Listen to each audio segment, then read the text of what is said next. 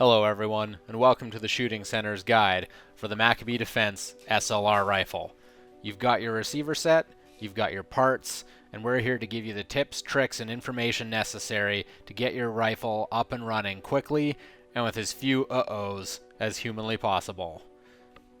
Getting started, you're going to need some tools, like a bench vise, a drill bit, 5/32 or 17 mil, roll pin punches, tape for masking, barrel nut wrench, torque wrench, a hammer, Allen key set, vice jaws, a T9 Torx driver, AR armorer's blocks like a bev block or reaction rod, and an AR armorer's tool. Next, we're going to use our drill bit to widen the safety hole on the trigger box to prevent binding of the safety when the trigger box is under tension.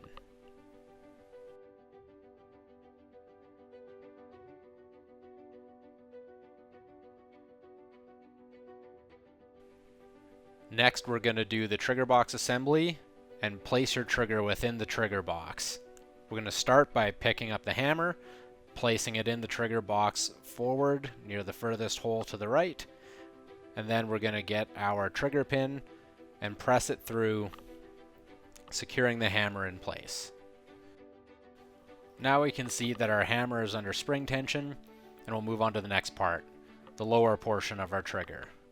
Now there's two pieces in the bottom half of most AR-15 triggers, and so we're going to use a guide pin to keep them together to make the process of installing in the trigger box just a little bit easier. Most aftermarket triggers will come with a guide pin, or you can make a pin in the size shown on screen. Now press in the guide pin, and once we're done, we'll place it in the trigger box, and then we'll put our regular pin through. Now at this point, you're going to want to make sure that the hammer spring stays above the lower pin in the lower portion of the trigger. So you want to make sure those springs sit on top, not sink below. Otherwise, your hammer is not going to tension properly. Next, we're going to press our trigger springs in a little bit, as they have a tendency to flare out and then prevent the trigger box from seating properly if they happen to get underneath of it. So we see that here a little bit. And basically I'm just going to use my punch to pull the springs back into center a little bit and get them out of the way of the trigger box. At this point, the trigger box now seats in the receiver nice and flush, and you can install the trigger box retainer screw if you choose to do so. However, the upper receiver and the safety lever will both hold the trigger box in place during use.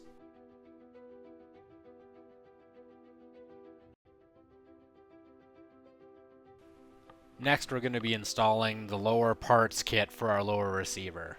Starting with our mag catch, we've got the threaded portion, the button, and our spring. We're going to install these in the lower receiver right now. So basically, we're going to flip over the receiver, we're going to place the spring in the mag catch hole, or the mag release button hole, place the button down on top of it while holding tension. Make sure you keep your thumb there. Otherwise, you might not find your button again. We're going to insert the threaded portion and start rotating that around, threading it into the button, checking every now and again to see if the lever is flush with the top of our button. We'll give it a few more turns, check, and give it a few more turns until we're flush. We're almost there. One more should do it. And then we'll move on to the next portion.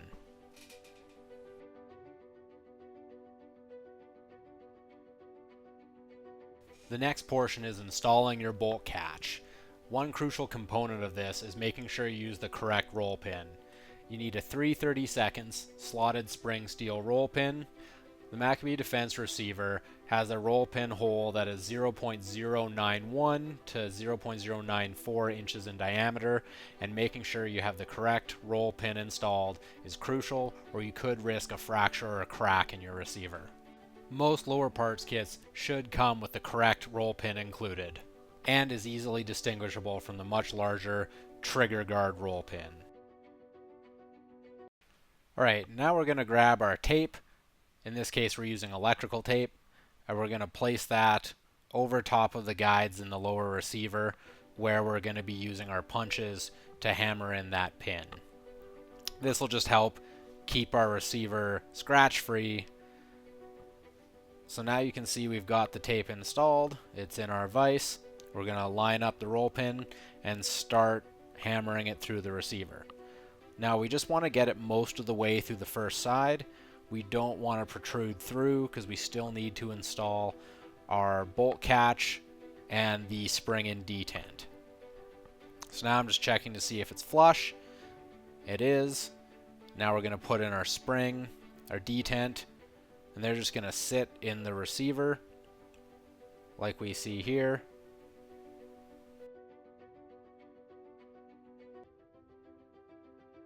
Next we're going to put our bolt catch in place and then hold it in place while we hammer the roll pin through.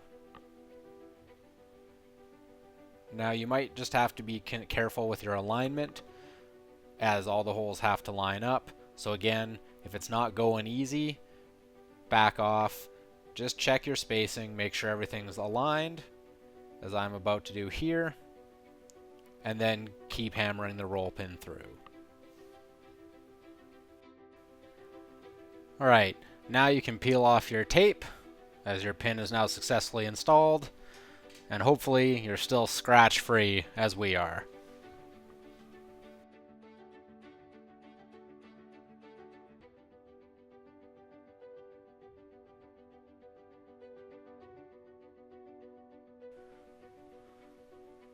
Now that most of our lower parts are installed, we're going to install the trigger guard.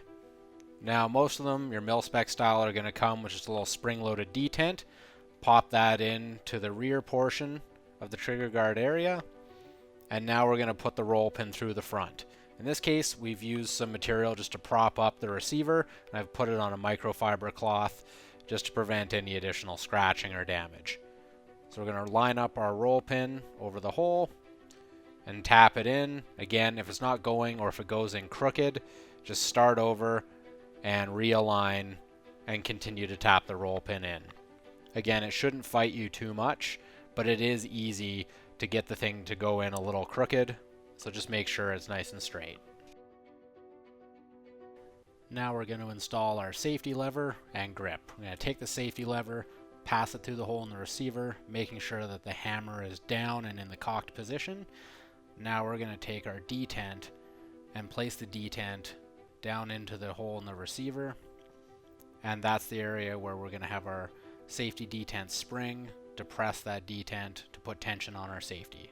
So we'll take our spring, place it into the grip, and we're going to lift up the receiver and orient the grip and receiver in tandem so we can align into the hole without causing any shearing or damage to the spring. We're now going to take our grip screw and thread it into the receiver. This area you have to be a little bit careful with, as it is easy to cross thread. So again, if you're getting a lot of resistance in the threads, back out and start again. Next up, we have a folding stock assembly from Sylvan Arms. They're now distributed in Canada by the Calgary Shooting Centre. This will allow you to compact the overall size of your rifle and allow greater portability. But most of this will apply to any standard buffer assembly as well. We're going to thread this portion into the lower receiver, and what you're going to notice here in a moment is that a portion of the tube is going to cover up the buffer detent and allow the detent to protrude through it to lock it in place so it's nice and straight. Some buffer tubes will have that notch or hole to have your stock mount straight and square every time. Others, you're just going to have to sort of line it up manually. So in this case, we'll install our spring and detent. I'm just going to use a punch to push down as I rotate the tube into place, and then that will allow it to click through the hole as you saw there. Now I'm just going to tighten up the castle nut, just hand tight for now. We'll come back to that later and snug it up closer to the end of the build. Now we're going to take our standard buffer tube and you thread that on. Here, one thing though that I did want to point out is that oftentimes the castle nut and receiver plate might be reversed out of the box, so just make sure you take those off. Have the castle nut go on first with the notches facing towards the buttstock, and the receiver plate towards the receiver. Now we can take our buffer spring and buffer and place them into the buffer tube, pushing them past the detent. You notice the buffer has some flats on it that'll help it easily pass by. Now we're going to tighten up our castle nut by using our AR Armorer's tool, placing the teeth on the wrench into the castle nut and tensioning it down. At this point, you can take your buttstock and install it on the buffer tube if you choose to do so, or you can leave that till later on. If your buttstock will not go on your buffer tube, it's possible that they are the wrong spec. Your buttstock and buffer tube must both be either commercial spec or mil spec, but you cannot mix the two. Moving on to the upper receiver, we can now install our dust cover. We'll want that on before we do anything with our handguard, because oftentimes the handguard will prevent removal or installation of the dust cover. So stick your pin through, and the tricky part here is the spring. We've got the long end of the spring, which is going to rotate around backwards, and then you'll get the rod through that, and then the short end of the spring on the other side is going to hold tension against the upper receiver. In a moment here, you'll be able to see that the spring extends into the ejection port just a little bit. That's fine. So once you've got the spring in place, you can then push the rod through all the way to the other side of the dust cover, and then you push it in nice and flat, and now your dust cover is installed. Moving into the gas tube and gas block, it's important to make sure that when you insert the gas tube into the gas block, the gas port is facing down towards the gas port in the gas block. Next, you're going to want to install the roll pin to keep the tube in the gas block. I like to squish it in my vise and then hammer the pin in. Again, if you're getting any resistance, just make sure your alignment is good.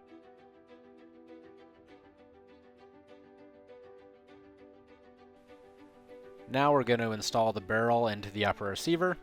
We're going to start by applying some grease to the barrel extension and working it all the way around. Then we'll grab our upper and press it onto the barrel extension. You might need to work it in a little bit, or using a soft hammer, gently tap it into place, as we have to do here.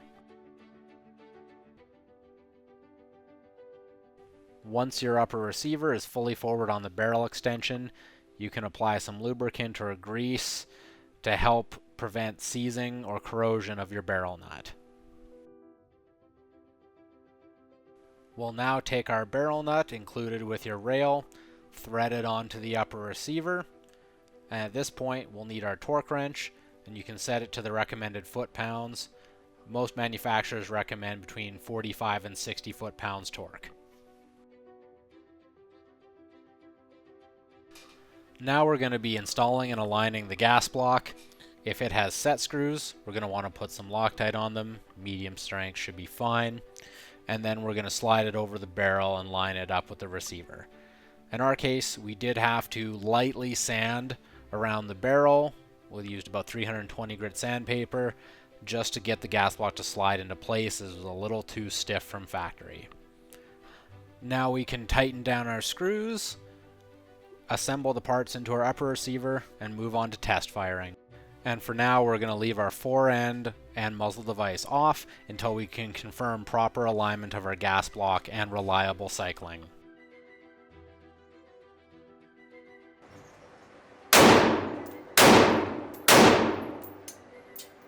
As you can see, no lockback, which means we need to realign our gas block and reconfirm function before moving on. We're going to make sure that our gas block is properly aligned one more time. See that the gas block is perfectly vertical and not canted to the left or right. This will allow the two gas ports, the one on the barrel and the one in the gas block, to be perfectly in alignment, allowing proper pass-through of the gases. If you're getting failure to eject or no lockback, that means your gas block is out of alignment. So loosen your set screws, readjust, test fire to confirm.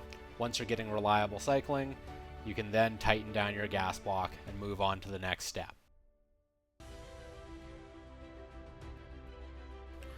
After making sure our gas block was aligned, we now move into the handguard install. Now we're going to place our handguard over the barrel onto the barrel nut, making sure that the Picatinny rail on both the upper receiver and the handguard are aligned. Then we'll insert the bolts and tighten them down so that the handguard is snug.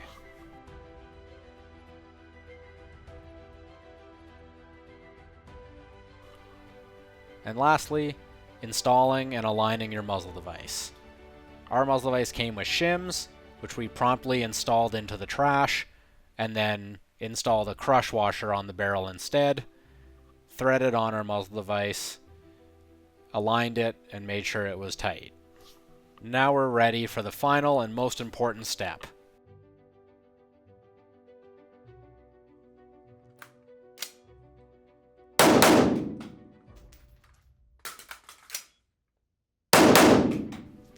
Thanks for watching.